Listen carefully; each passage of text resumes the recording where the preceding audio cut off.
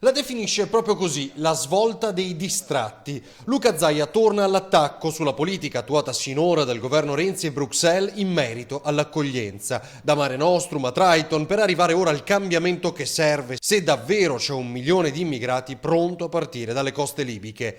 L'inversione di rotta potrebbe arrivare giovedì dal vertice ottenuto dal Premier a poche ore dalla nuova strage di Lampedusa che ha commosso il vecchio continente.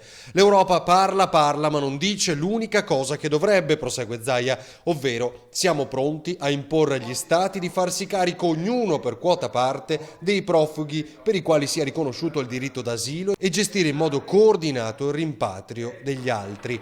Gli altri, numeri alla mano, rappresentano l'80% degli arrivi, i cosiddetti migranti economici, gente in fuga da zone in cui la guerra quotidiana contro la povertà non ha cartucce. In Veneto 8 su 10 non hanno diritto all'asilo. Questo caos non deve ricadere sui territori, chiede ancora Zaia, definendo ignavi quanti hanno orchestrato le politiche migratorie e proponendo soluzioni.